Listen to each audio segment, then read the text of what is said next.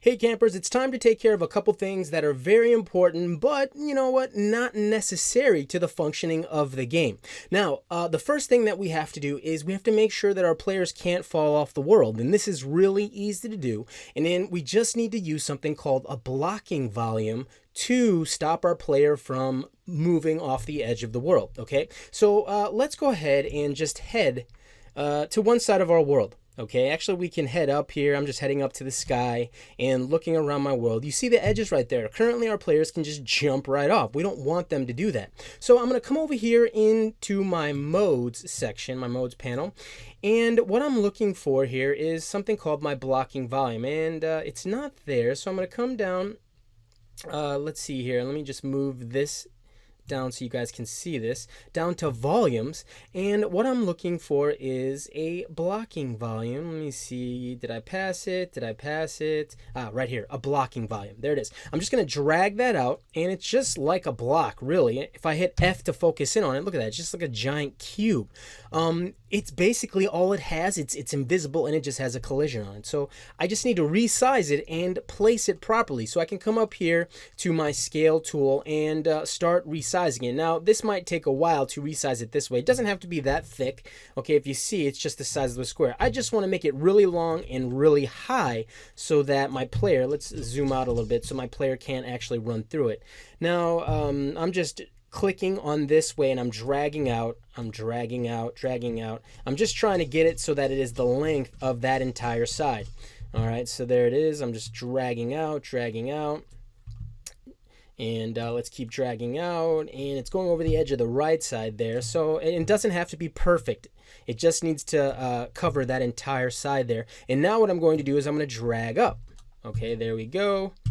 Perfect. Okay, so let's go ahead and F in on that so that it focuses in on it. There we go. So that looks pretty good. I just need to move it over now. I'm just going to slide it over this way and slide it so that it is at the edge of my world. It's okay if it overlaps the world just a little bit. Let's slide it this way just a little bit more. Okay, now that I have that blocking volume on that side, I'm just going to do a Control W to duplicate it and slide this one right over on the other side there. There we go, and slide it over so that it's on the other side of the world. I'm just hitting F to move quickly and focusing in on that. There we go. Okay. Perfect. And you can always make some adjustments, and I'm going to Control W it and make another one. I'm just going to drag this one in the middle, hit F, and what can we do to actually cover these other sides? Yeah, that's right. We can rotate it. So I'm just going to come up to the top here. Notice the rotation. Let's rotate it, I believe, around this Z axis. That's what that blue is there. So I'm just going to come right here, and I'm just going to rotate it 90 degrees and hit Enter. And notice how that just rotated at 90 degrees. Oops, Control Z. And then it's just a matter of moving it into position. There we go. And then Control W. And we're just going to slide this one over to the other side. Okay, so you can always adjust that to whatever height you want, just in case your players can, I don't know, somehow climb up to the top of mountains if you have large mountains and get over those. So those are our blocking volumes. Another thing that I kind of wanted to show is how to stop your projectiles from going through walls, and this is really easy. So if you remember, the reason that our players stop projectiles is because they generate something called an overlapping event. So what I'm going to do is I'm just going to move this down and pick one of my static meshes. Now our blueprints are a little bit different, but I'm going to pick a static mesh right here, a pillar. So I'm just going to double click on that pillar there. This is a static mesh, and it says so right here. Now I can click on that and come over here and just select it, and down here, let's just move this up a little bit here. I'm just going to scroll down and look for the collisions. Here it is.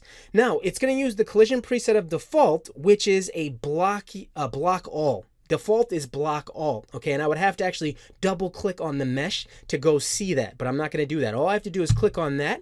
If I click on that, now when one of my projectiles hits that post, it'll explode like it did with my players, okay? And that's important because, you know what?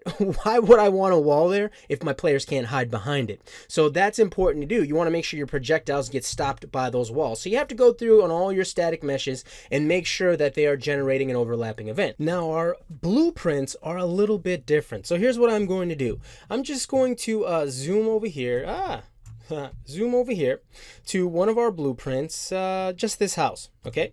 And this house is made up of several different components, and it has some scripting on it, but I just want it all to be blocked. So what I'm going to do is I'm just going to add a collision to it. I'm going to add a collision box to it, in fact. So I can just click on it right here. Here it is. I'm going to come into my world outliner, click on edit blueprint. I'm going to go to my viewport here. Let's zoom out, and you know what, I'm just going to add a component to it. So I'm going to hit add component, and I can just type in a box. I can do a sphere, I can do a capsule, but I'm just going to do a box collision, just like that, and it adds a box collision. Look at that, it's really tiny in there. So now I'm just going to use my my scale tool here to just make this box a little bit bigger. There we go. I'm going to move it up, just like that. And you know what? You can make it however you want here. Let's see. Let's move this over. Use my scale tool just to make this a little bit wider, because I really do want the entire house to be encompassed in there. But I don't want it to be crazy here where if you're shooting past this area, it gets blocked, and it looks like that would be the case. I think for the most part, I can maybe scale this down a bit.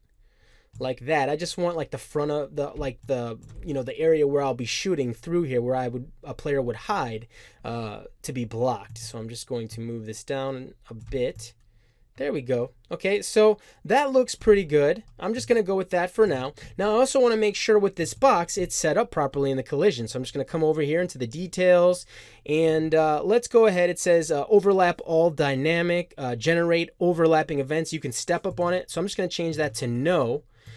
And let's just say it blocks all. Okay, so it generates overlapping events and it blocks all, so you can't run through it at all. There we go. I'm going to compile, then I'm going to hit play, and let's go ahead and test it out. So I'm just going to switch over here to my client and run over the hills and through the woods. To grandmother's house we go. All right. And I'm going to pick up the box, and I'm just testing it out. And I would have to do this for all of my blueprints. You remember, your static meshes, you just have to generate overlapping events. Those block all the static. The static meshes are set to collide, to block all with the collision. So I'm just going to pick this up and come over here, and now I'm just going to fire. There we go. Hear that sound? That means an overlapping event is being generated, and I can now hide behind that house from a player who's attacking me. Oh, let's jump. I'm shooting at the ground. There we go. Yep. I might have to lower that house into the ground a little bit more. There we go. Okay, so that's it. That's all I have to do is just add a collision box to the objects, my blueprint objects that I want the projectile not to go through. All right, so go ahead, have some fun. Don't forget to save, file, and save all, and I'll see you guys later.